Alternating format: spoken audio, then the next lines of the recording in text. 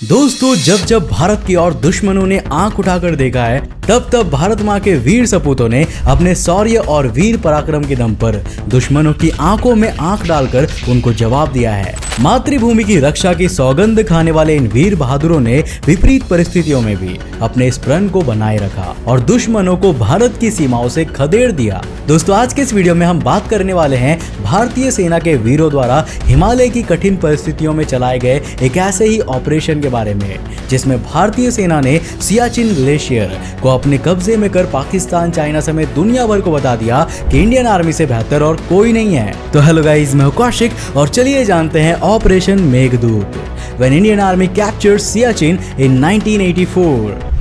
दोस्तों, वो कहते हैं ना कि अगर हमें दुश्मनों को मात देनी है तो हमें उससे एक कदम आगे की सोच रखनी चाहिए, जिससे वो जब तक हमारी चाल को समझ पाए तब तक हम उसे पटखनी दे चुके हो। ऑपरेशन मेघदूत की कहानी तब शुरू हुई थी जब साल 1962 में भारत और चाइना की लड़ाई में अक्साई चीन पर चाइना का कब्जा हो चुका था और पाकिस्तान अपने हिस्से से कश्मीर का एक बड़ा हिस्सा चाइना को पहले ही दे चुका था। अब इन दोनों हिस्सों को जोड़ने का काम करता था सियाचिन, यानी कि पॉइंट NJ 9842 से काराकोरम पास तक का पूरा इलाका। अब भारत के नजरिए से इस हिस्से की स्ट्रेटेजिकली काफी ज्यादा अहमियत थी, क्योंकि अगर यह हिस्सा पाकिस्तान के कब्जे में चला जाता तो भारत नॉर्दर्न साइड से अपने दोनों दुश्मनों की गिरफ्त में होता। पाकिस्तान के साथ डिप्लोमेटिक और डिफेंस फ्रंट पर जज्बे के साथ लड़ रहे भारत की तरक्की के रास्ते में ये देश अपनी टांग अड़ाने से बाज नहीं आते थे, लेकिन धीरे धीरे साल गुजरते गए और भारत हमेशा की तरह मजबूत होता गया। दोनों देशों की राजनीति में भी काफी उथल पुथल होता रहा, लेकिन भारत में तब खलबली मच गई जब भारत की खुफिया एजेंसी रॉ ने उन तक एक खबर पहुंचाई कि भारतीय सेना जिस डिस्ट्रीब्यूटर से आर्कटिक गियर यानी कि ठंडी में पहनने वाले कपड़े खरीदते हैं, पाकिस्तान की सेना भी उन्हीं से ये परचेस करती है।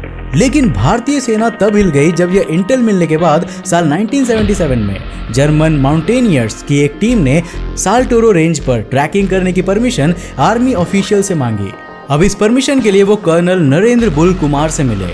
कर्नल कुमार की आंखें फटी की फटी रह गई जब उन्होंने इन माउंटेनियर्स के पास मिले मैप में देखा कि उसमें NJ 9842 से काराकोरम और यहाँ तक कि सियाचिन के हिस्से को पाकिस्तान का हिस्सा बताया गया है।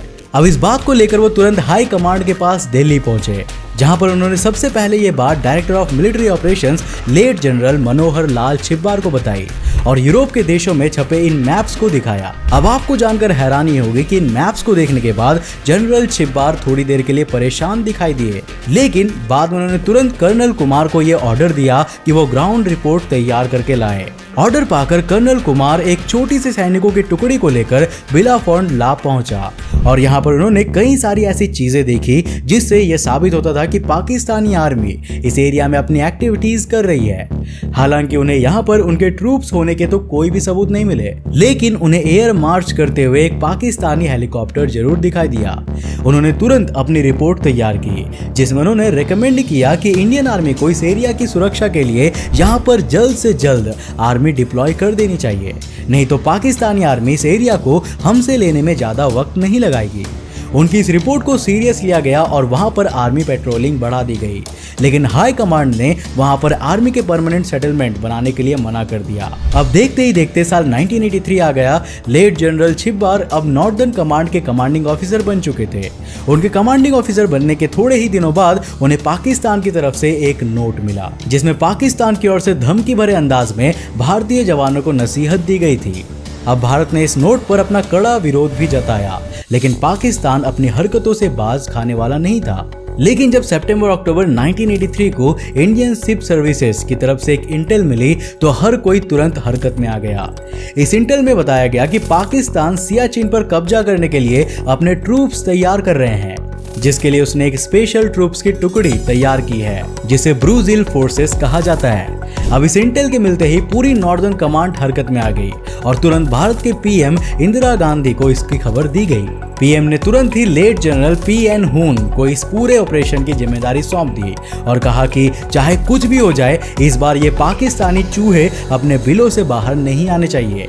PM की परमिशन मिलते ही सबसे पहले लेट जनरल हून सियाचिन की विपरीत परिस्थितियों से निपटने में सबसे जरूरी सामान यानी कि आर्कटिक गियर लेने के लिए यूरोप रवाना हो गए। अब यहाँ पर वो अपने सप्लायर से मिले, जिससे मिलने के बाद उन्हें जानकारी मिली कि वो अभी आर्कटिक गियर देने में असमर्थ है, क्योंकि उसके पास पहले से ही 150 गियर का ऑफर पाकिस्तान से बुक्ड है। अब उसकी ऐसी बातों से ये कंफर्म हो चुका था कि पाकिस्तान के मंसूबे ठीक नहीं थे और वो बहुत जल्द कुछ न कुछ जरूर प्लान कर रहा है। बहरहाल सिचुएशन को समझकर जनरल हुन ने दूसरे सप्लायर के पास आर्कटिक गियर के लिए अप्रोच किया। अब जनरल हुन इन सब व्यवस्थाओं में लगे ही थे कि इधर भारतीय सेना ने इस ऑपरेशन के लिए अपने जवानों की ट्रेनिंग शुरू कर दी थी। उनको वो सब बताया जा रहा था जिसका सामना वो आने वाले कुछ दिनों में करने वाले थे। उन्हें चारों ओर बर्फ से ढकी चोटियों और बर्फ से होने वाली बीमारियां और उनसे बचने की फुल ट्रेनिंग दी जा रही थी। उन्हें हर उस चीज के लिए तैयार किया जा रहा था जिससे वो इस ऑपरेशन के बीच में आने वाली मुसीबतों से निपट सके। भारतीय सेना, फुट ट्रूप्स और एयरफोर्स दोनों के साथ मिलकर इस ऑपरेशन को अंजाम तक पहुंचाने वाले थे। इसीलिए पायलट्स को भी टफ सिचुएशन में प्लेन उड़ाने के लिए तैयार किया जाने लगा। स्ट्रैटेजिक फ्रंट्स पर भी आर्मी ऑफिशियल्स अपनी स्ट्रैटेजी तैयार करने में जुट गए। किसी का कुछ मानना था तो किसी का कुछ, लेकिन उस वक्त के इंडियन आर्मी के मेन स्ट्रैटेजिस्ट ब्रिगेडियर विजय चन्ना का मानना था कि अगर हमें इस ऑपरेशन को सफल बनाना है तो हमें सियाचिन के पूरे इलाके पर पाकिस्तान से पहले अपने ट्रूप्स भेजने होंगे, क्योंकि आर्मी को मिली इंटेल के मुताबिक सियाचिन में पाकिस्तान अपनी आर्मी जून के महीने में डिप्लॉय करने वाला था। लेकिन परेशानी ये थी कि जब ये स्ट्रैटेजी बनाई जा रही थी तब मार्च चल रहा था और ये वो महीना था जब सियाचिन में सबसे ज्यादा बर्फबारी होती है और मौसम बद से बदतर हो जाता है। लेकिन ब्रिगेडियर चन्ना इस बात को जानते थे कि भले ही उन्हें इस वक्त खराब मौसम का सामना करना पड़े, लेकिन अगर वो इस टाइम ये ऑपरेशन शुरू कर देंगे तो पाकिस्तान जब तक सियाचिन पहुंचेगा, जाबाज इंडियन आर्मी के जवान पूरे इलाके पर कब्जा कर चुके होंगे। अब उनकी इसी बात को मानते हुए ऑपरेशन मेघदूत का आगाज कर दिया गया, जिसमें यह ऑपरेशन बैसाखी का दिन यानी कि 13 अप्रैल 1984 में फिक्स हुआ। लेकिन अप्रैल से पहले कर्नल DK खन्ना की कमांड में फुट ट्रूप्स की एक टीम भेजी गई, जिसमें कुमाऊं रेजिमेंट के साथ साथ लद्दाख स्काउट्स की एक टुकड़ी शामिल थी, जो कि कई दिनों तक यहाँ के कठिन मौसम में जोजिला को पार कर पाई। अब इस टीम को इसीलिए भेजा गया था जिससे इंडियन आर्मी की कम से कम एक टुकड़ी को तो पाकिस्तानी रडार से बचकर वहां रुकवा दिया जाए, जिससे जब ऑपरेशन मेघदूत का ढंग से डंका बजे तो वहां उनके लिए कोई पहले से ही मौजूद हो जो इलाके को पहले से ही जानता हो। अब कर्नल DK खन्ना ने इसको बड़ी ही बहादुरी से पूरा किया और मेघदूत शुरू होने से पहले ही अपने ट्रूप्स को इलाके में प्लेस कर दिया। जहां मेघदूत के नेक्स्ट स्टेप की तैयारी होने लगी थी, लेकिन उनके सामने सिर्फ एक ही समस्या नहीं थी। जनरल हुन अभी तक मोस्ट इंपॉर्टेंट आर्कटिक गियर नहीं ला पाए थे, उसमें थोड़ा वक्त लग रहा था। ये भी कंफर्म नहीं था कि 13 तक जनरल हुन ये जरूरी इक्विपमेंट्स ला भी पाएंगे या नहीं। अब इन कंडीशंस को देखते हुए कर्नल कुमार के सुपरविजन में ट्रेनिंग ले रहे जवानों से जब पूछा गया कि क्या वो बिना आर्कटिक गियर के इस ऑपरेशन के लिए तैयार है, तब हमारी भारत माँ के इन वीर सपूतों ने एक स्वर में भारत माँ की जय का नारा लगाते हुए हाँ में अपना जवाब दे दिया। अब देखते ही देखते ऑपरेशन का वक्त नजदीक आ गया। कैलेंडर पर तारीख 12 अप्रैल 1984 सभी के लिए खुशखबरी लेकर आई, जब आसमान में एक MI-17 हेलीकॉप्टर की गर्जना की आवाज आई।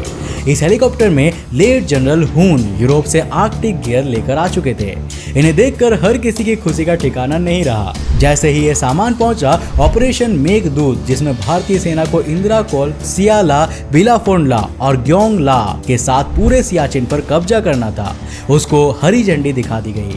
अगली सुबह बैसाखी के दिन भारतीय सेना ने अपने चीता हेलीकॉप्टर से इन जवानों को इन कठिन एरियाज में ड्रॉप करना शुरू कर दिया। कैप्टन संजय कुलकर्णी के नेतृत्व में शुरुआत में तो बिलाफोंडला पर बड़ी ही आसानी से कब्जा कर लिया गया, लेकिन फिर इन जवानों के सामने मौसम की मार पड़ने लगी और बर्फबारी तेज हो गई। 2 दिन बाद जब मौसम साफ हुआ, कैप्टन PV यादव की कमांड में मार्च करते हुए इन जवानों ने बाकी एरियाज की तरफ कूच करना शुरू कर दिया और 16 अप्रैल को सियाला पर कब्जा करने के साथ पूरे एरिया को सिक्योर कर लिया।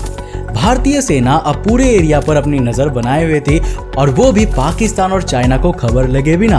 अब दोस्तों, भारतीय सेना के ये जवान करीब 2 महीने तक पाकिस्तानी सेना का यहाँ पर इंतजार करते रहे और जब जून के महीने में पाकिस्तानी सेना ने अपनी योजना के अनुसार ऑपरेशन अब्दिल चलाया, तब पूरे एरिया में भारतीय सेना की मौजूदगी ने पाकिस्तान की नापाक कोशिशों को जड़ से उखाड़ फेंक दिया।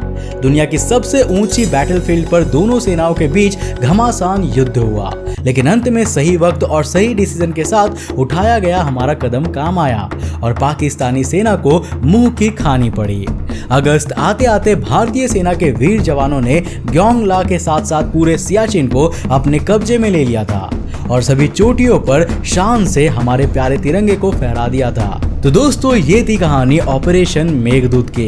अब हमारे भारतीय जवानों के लिए इस वीडियो को एक लाइक करना तो बनता है यार। अब मुझे कमेंट में बताओ कि आपको ये वीडियो कैसा लगा और क्या आप ऐसे ही और भी दूसरे मिशंस के बारे में जानना चाहते हो। अगर हाँ तो नीचे कमेंट करके बताओ। अगर आपके कमेंट्स ज्यादा हुए तो मैं इसी तरह के और भी वीडियोस लेकर आऊंगा। अब अगर आप नए हो इस चैनल पर और ऐसे इंटरेस्टिंग वीडियोस को देखना चाहते हो तो इस चैनल को सब्सक्राइब करने के साथ साथ नोटिफिकेशन बेल ऑन कर देना ताकि आप देख सको हमारे वीडियो सबसे पहले। तब तक के लिए बाय, जय हिंद।